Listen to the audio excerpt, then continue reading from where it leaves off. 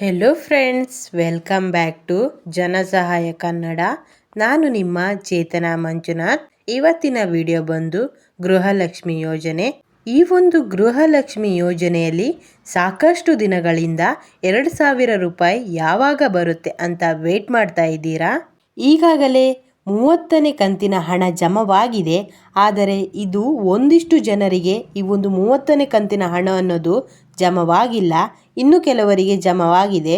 ಆ ಒಂದು ಹಣ ಇನ್ನು ಯಾಕೆ ನಿಮಗೆ ಜಮವಾಗಿಲ್ಲ ಅಂತ ಈ ಒಂದು ವಿಡಿಯೋದಲ್ಲಿ ನಾನು ನಿಮಗೆ ತಿಳಿಸ್ಕೊಡ್ತೀನಿ.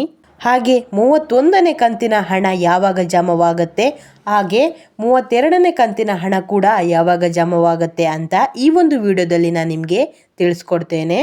ಈ ಒಂದು ವಿಡಿಯೋನ ಎಲ್ಲೂ ಕೂಡ ಸ್ಕಿಪ್ ಮಾಡದೆ ಕೊನೆ ತನಕ ನೋಡಲು ಟ್ರೈ ಮಾಡಿ.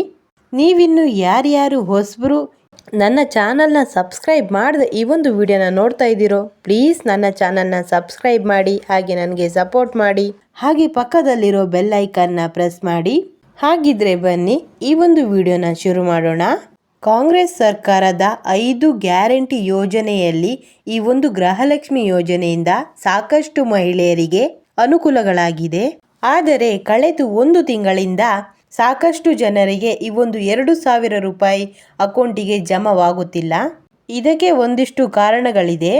ಅದೇನೆಂದರೆ ಟೆಕ್ನಿಕಲ್ ಇಶ್ಯೂ ಆಗಿರ್ಬೋದು ಅಥವಾ ಸರ್ವರ್ ಇಶ್ಯೂ ಆಗಿರ್ಬೋದು.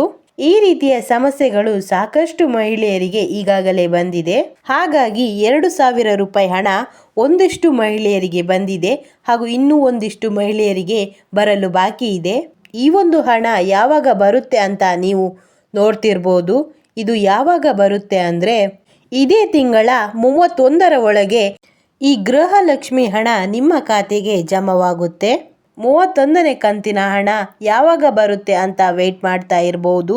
ಇದು ಕೂಡ ಜುಲೈ 31ರ ಒಳಗೆ ನಿಮ್ಮ ಅಕೌಂಟಿಗೆ ಜಮವಾಗುತ್ತೆ.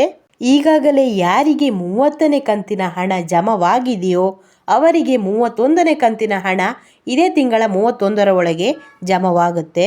ನಿಮಗೆ ಯಾರ್ಯಾರಿಗೆ 30ನೇ ಕಂತಿನ ಹಣ ಜಮವಾಗಿಲ್ವೋ ಅದು ಈ ತಿಂಗಳ 31ನೇ ತಾರೀಕೊಳಗೆ ನಿಮಗೆ ಜಮವಾಗುತ್ತೆ.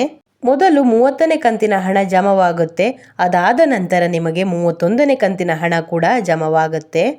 30ನೇ ಕಂತಿನ ಹಣ ಇನ್ನೂ ಕೂಡ ಯಾರ್ಯಾರಿಗೆ ಬಂದಿಲ್ವೋ ಅವರು ಟೆನ್ಷನ್ ಆಗಲಿಕ್ಕೆ ಹೋಗಬೇಡಿ. ಅತಿ ಶೀಘ್ರದಲ್ಲೇ ಈ 30 ಹಾಗೂ 31ನೇ ಕಂತಿನ ಹಣ ಎರಡೂ ಕೂಡ ನಿಮ್ಮ ಅಕೌಂಟಿಗೆ ಜಮವಾಗುತ್ತೆ. ವೆಯ್ಟ್ ಮಾಡಿ. ಹಾಗೆಯೇ ಈಗಾಗಲೇ ಸಾಕಷ್ಟು ಜನರನ್ನು ಈ ಒಂದು ಗೃಹಲಕ್ಷ್ಮಿ ಯೋಜನೆಯಿಂದ ಹೊರಗಿಡ್ತಾ ಇದ್ದಾರೆ. ಅವರೆಲ್ಲರೂ ಕೂಡ ಇನ್ಕಮ್ ಟ್ಯಾಕ್ಸ್ ಹಾಗೂ GSTನ ಕಟ್ತಾ ಇದ್ದಾರೆ ಅಂತ. ಹಾಗೆ ಸಾಕಷ್ಟು ಮನೆಗಳಲ್ಲಿ ಅವರ ಮನೆಯ ಯಜಮಾನಿ ಡೆತ್ ಆಗಿದ್ರು, ಆ ಒಂದು ಯಜಮಾನಿ ಹೆಸರನ್ನು ಇನ್ನೂ ಕೂಡ ಕಾರ್ಡಿಂದ ರಿಮೂವ್ ಮಾಡಿರೋದಿಲ್ಲ. ಈ ರೀತಿ ಸಾಕಷ್ಟು ಮಹಿಳೆಯರು ಈ ಒಂದು ತಪ್ಪನ್ನು ಮಾಡಿರೋದ್ರಿಂದ ಈಗಾಗಲೇ ಮರುಪರಿಷ್ಕರಣೆ ಶುರು ಮಾಡಿರೋದು. ಈ ರೀತಿ ಕುಟುಂಬದ ಯಜಮಾನಿ ಡೆತ್ ಆಗಿದ್ರು ಅವರ ಹೆಸರಲ್ಲಿ ನೀವು ಹಣವನ್ನು ಪಡ್ಕೊಂಡಿದ್ರೆ ಅಂಥವರನ್ನ ಹುಡುಕಿ ಗೃಹಲಕ್ಷ್ಮಿಯಿಂದ ಹೊರ ಇಡುತ್ತಿದ್ದಾರೆ. ಈಗಾಗಲೇ ಯಾರ್ಯಾರು ಈ ಒಂದು ತಪ್ಪನ್ನು ಮಾಡ್ತಾ ಇದ್ದೀರೋ ನೀವು ಈಗಲೇ ಇದನ್ನು ಸರಿಪಡಿಸ್ಕೊಳ್ಳಿ. ಇಲ್ಲವಾದರೆ ನಿಮಗೆ ಈ ಗೃಹಲಕ್ಷ್ಮಿ ಹಣ ಬಂದಾಗತ್ತೆ. ಹಾಗಿದ್ರೆ ಎಲ್ಲಿ ಹೋಗಿ ಇದನ್ನು ಸರಿಪಡಿಸ್ಕೊಳ್ಳೋದು ಅಂತ ನೀವು ಕೇಳ್ಬೋದು. ನಿಮ್ಮ ಹತ್ತಿರದ ಗ್ರಾಮ 1 ಆಗಿರ್ಬೋದು, CSC ಸೆಂಟರ್ ಆಗಿರ್ಬೋದು, ಬೆಂಗಳೂರು 1 ಆಗಿರ್ಬೋದು, ಹಾಗೆ ಕರ್ನಾಟಕ 1 ಆಗಿರ್ಬೋದು. ಇಲ್ಲಿ ನಿಮ್ಮ ರೇಷನ್ ಕಾರ್ಡ್ನ ತಿದ್ದುಪಡಿ ಮಾಡಿಕೊಡ್ತಾರೆ. ಈಗಲೇ ಹೋಗಿ ಈ ಒಂದು ಕೆಲಸವನ್ನು ನೀವು ಕಡ್ಡಾಯವಾಗಿ ಮಾಡಿಸ್ಕೊಳ್ಳಿ. ಈಗಾಗಲೇ ಕುಟುಂಬದ ಯಜಮಾನಿ ಯಾರಿದ್ದಾರೆ ಅವರು ಡೆತ್ ಆಗಿರೋದ್ರಿಂದ ಅವರನ್ನು ರಿಮೂವ್ ಮಾಡಿ ನೆಕ್ಸ್ಟ್ ಕುಟುಂಬದ ಯಜಮಾನಿ ಯಾರಿದ್ದಾರೋ ಅವರ ಹೆಸರನ್ನು ಸೇರ್ಪಡೆ ಮಾಡಿ. ಮುಂದಿನ ತಿಂಗಳಿಂದ ಅಂದರೆ ಈ ಒಂದು ಆಗಸ್ಟ್ ತಿಂಗಳಿಂದ ಮರುಪರಿಷ್ಕರಣೆ ಶುರುವಾಗ್ತಾ ಇದೆ. ಆ ಒಂದು ಟೈಮಲ್ಲಿ ನೀವು ಹೊಸದಾಗಿ ಗೃಹಲಕ್ಷ್ಮಿ ಅರ್ಜಿಯನ್ನು ಸಲ್ಲಿಸಬಹುದು. ಈ ಒಂದು ಗೃಹಲಕ್ಷ್ಮಿಯ ಮರುಪರಿಷ್ಕರಣೆ ಇನ್ನೂ ಶುರುವಾಗಿಲ್ಲ. ಯಾರು ಕೂಡ ಈಗಲೇ ಹೋಗಿ ಗೃಹಲಕ್ಷ್ಮಿ ಮರುಪರಿಷ್ಕರಣೆ ಅಂತ ಅರ್ಜಿನ ಹಾಕಲಿಕ್ಕೆ ಹೋಗಬೇಡಿ. ಇನ್ನೂ ಕೂಡ ಈ ಒಂದು ಅರ್ಜಿನ ಬಿಟ್ಟಿಲ್ಲ. ಮುಂದಿನ ತಿಂಗಳಿಂದ ಈ ಒಂದು ಮರುಪರಿಷ್ಕರಣೆ ಶುರುವಾಗುತ್ತೆ.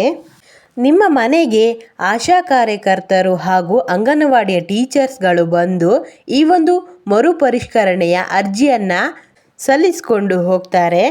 ನೀವು ಮಧ್ಯವರ್ತಿಗಳ ಕೈಗೆ ಸಿಕ್ಕಿ ಹಣವನ್ನು ಕೊಟ್ಟು ಈ ಒಂದು ಗೃಹಲಕ್ಷ್ಮಿ ಯೋಜನೆಗೆ ಅರ್ಜಿನ ಸಲ್ಲಿಸಲಿಕ್ಕೆ ಹೋಗಬೇಡಿ. ಅರ್ಜಿನ ಬಿಟ್ಟ ತಕ್ಷಣ ನಾನು ನನ್ನ ಚಾನಲ್ನಲ್ಲಿ ಅದರ ಬಗ್ಗೆ ವಿಡಿಯೋನ ಮಾಡಿ ನಿಮಗೆ ತಿಳಿಸ್ತೀನಿ. ಅಲ್ಲಿಯ ತನಕ ನೀವು ಯಾರೂ ಕೂಡ ಈ ಒಂದು ಅರ್ಜಿನ ಸಲ್ಲಿಸಲಿಕ್ಕೆ ಹೋಗಬೇಡಿ. ಓಕೆ ಫ್ರೆಂಡ್ಸ್, ಈ ಒಂದು ಗೃಹಲಕ್ಷ್ಮಿ ಯೋಜನೆ ಬಗ್ಗೆ ಒಂದಿಷ್ಟು ಅಪ್ಡೇಟ್ಗಳನ್ನು ನಿಮಗೆ ತಲುಪಿಸುವಂಥ ಪ್ರಯತ್ನ ಮಾಡಿದ್ದೇನೆ. ಈ ಒಂದು ಪ್ರಯತ್ನ ನಿಮಗೆ ಇಷ್ಟವಾಗಿದ್ದರೆ ದಯವಿಟ್ಟು ನನ್ನ ಈ ಒಂದು ಚಾನಲ್ನ ಸಬ್ಸ್ಕ್ರೈಬ್ ಮಾಡಿ, ಹಾಗೆ ನನಗೆ ಸಪೋರ್ಟ್ ಮಾಡಿ. ಈ ಒಂದು ವಿಡಿಯೋ ನಿಮಗೆ ಇಷ್ಟವಾದರೆ ಪ್ಲೀಸ್ ಲೈಕ್ ಮಾಡಿ, ಹಾಗೂ ಈ ಒಂದು ವಿಡಿಯೋನ ನಿಮ್ಮ ಫ್ಯಾಮಿಲಿ ಹಾಗೂ ಫ್ರೆಂಡ್ಸ್ಗೂ ಶೇರ್ ಮಾಡಿ. ಇದೇ ರೀತಿಯ ಮುಂದಿನ ಮತ್ತೊಂದು ಯೋಜನೆಯೊಂದಿಗೆ ಸಿಗ್ತೇನೆ. ಅಲ್ಲಿಯವರೆಗೂ ಧನ್ಯವಾದಗಳು.